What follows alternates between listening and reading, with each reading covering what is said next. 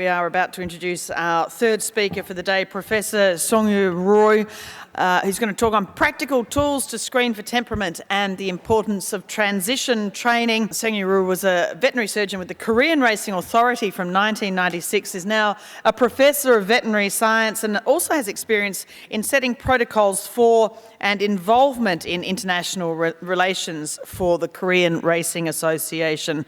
Please welcome the professor.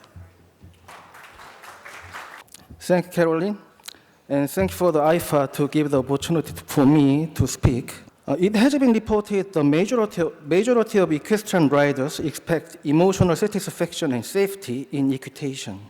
However, in Korea, there is a view in the racing and equestrian communities that thoroughbreds are excitable and intractable to training for equestrian purpose and dangerous. The racing industry faces a scrutiny regarding the treatment of thoroughbreds that have finished their racing career. According to a previous study in Korea, on an average of 700 retired horses between 2015 and 2017 per year were utilized for equestrian riding in Korea. However, 20% of those horses were subsequently retired from equestrian riding, with the suspected reason being their temperament. Temperament can be defined as a set of behavioral tendencies present early in life and are relatively stable across various kinds of situations over the course of time. The stable nature of temperament means an individual's behavior in specific situations is predictable to a certain extent. As the majority of equestrian riders expect emotional satisfaction and safety in equitation, equine temperament is an important consideration when considering the use of a horse, ranging from hippotherapy to show jumping competitions. Since horse behavior plays a key role in horse and rider cooperation, many studies already have measured the equine temperament using startle stimuli behavioral method. Startle responses are defensive reflexes induced by unexpected stimuli. Although several kinds of stimuli can induce the startle response in horses, the response to a plastic bag has been identified a useful approach to evaluate horse temperament and autonomic changes. The degree of autonomic response to a startle was different between individuals. These differences could reflect differences in temperament. So the purpose of this study was to develop procedure of preliminary assessment of retired thoroughbreds for their suitability for equestrian sports and to suggest selection of parameters which may help identify retired thoroughbred horses better suited for equestrian sports. 4 videos of the test will be played. This is a response of a horse in the adaptive group before the training. While we are watching the video, let me introduce the details of experiment.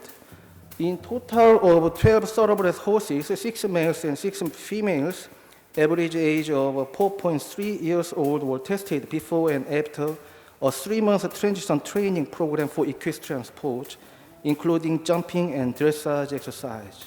And this is a response of a horse in the vigilant group before the training. All the subject thoroughbred race horses stayed at the racetrack premises for approximately 1 month with no race training after their last race. The horses were then relocated to an equestrian training center and began transition training.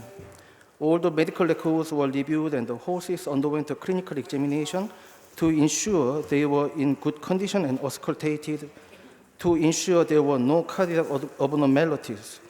And before the experiment, all the horses were familiarized with the cardiac measuring devices being attached to their bodies. And this is a response of a horse in the adaptive group after the training. During the transition period, the subject thoroughbreds were trained by the competent equestrian riders. The horses were taught to be mounted and dismounted by the riders without the assistance of other people, and to appropriately respond to leg, rein, and seat age, and to respond to soft hand-brain communication, to make smooth transition from one gait to another, and to change the leading leg while cantering and to lengthen the stride in the basic gait. And 1 hour transition training sessions were performed daily, 5 days a week. And this is a responsible host in the vigilant group after the training. And to get a time series of cardiac autonomic responses, we utilized the heart rate monitor with an electrode belt which has a built-in transmitter and wristwatch receiver. 3 parameters were recorded: the baseline heart rate, peak heart rate in response to startle, the time taken for the peak heart rate to return to baseline heart rate. We call it response duration. And the same test was applied after the 3-month transition training period.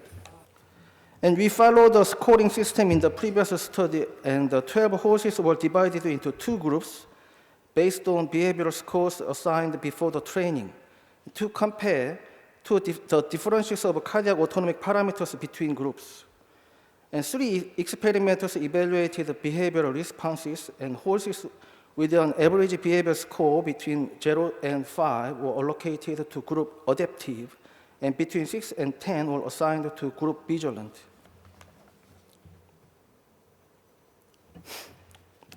This box plot illustrates the behavioral score before and after the training for 2 groups. Behavior score in the adaptive group were significantly lower than the vigilant group before the training. However, there was no significant differences in behavioral scores between groups after the training. But you can notice the mean behavioral score in the adaptive group was lower than the vigilant group. And within group, there was no significant behavior score decrease after the training when compared to before the training. And this box plot illustrates the peak heart rate before and after the training for 2 groups. The peak heart rate in the adaptive group was significantly lower than the vigilant group before the training.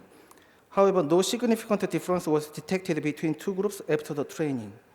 Although the mean of the heart rate raise in the adaptive group was much lower than the vigilant group. I don't make this presentation headache mathematics class, but you can see the big difference. But if the data to be significant, the 2 boxes should be separated. So you can see the data is different, but it's not statistically different. And within groups, the peak heart rate after the training was significantly decreased compared to the peak heart rate before the training. And this box plot illustrates the response duration, which means the peak heart rate in response to the startle, then back to the baseline heart rate before and after the training for 2 groups. It looks very different, but statistically not different between groups before and after the training, both before and after the training. And within groups, the response duration after the training was significantly shorter than before the training in both groups. Data are not shown, but given the trainers and riders, they may have the preconceived ideas regarding the horse temperament based on sex. We also assessed the difference between 2 sex groups before and after the training, but there was no statistically different sex differences were observed relating to the behavior score, heart rate, peak heart rate, and response duration, both before and after the training. Among cardiac autonomic parameters, the highest correlation was observed between the behavior scores and the peak heart rate. You can see the numbers that the peak heart rate and behavior, there was a correlation of 0.86. And this study explored the scientific parameters for selecting retired race horses that will be better suitable for equestrian sport. The 3-month transition training had a significant desensitizing impact in both horses in the adaptive and the vigilant groups. The starter model employed in this research was a repeatable and effective and practical method that anyone can apply. Actually, myself, the first time to attach those cardiac devices to horse, and then the receiver. And as soon as you turn on the power and attach it to the horse cardiac with the cardiac belt, and the receiver get the signal very easily.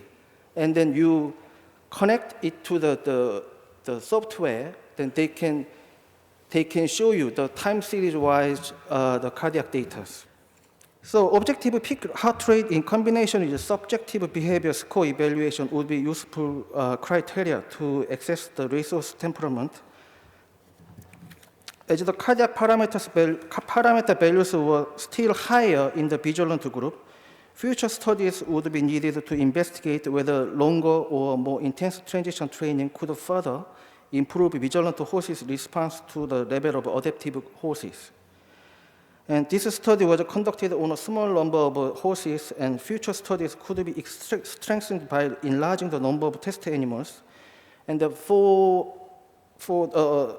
practical challenge to this experiment design was the limited availability of numbers of competent equestrian riders for the 3-month transition training. And I believe the findings will enhance the thoroughbred resource welfare and the equestrian and leisure rider safety. I'd like to thank the KRF Korea Racing Authority to their financial support and the co-researchers and the audience who cares the welfare of the thoroughbreds. And for your information, more to follow.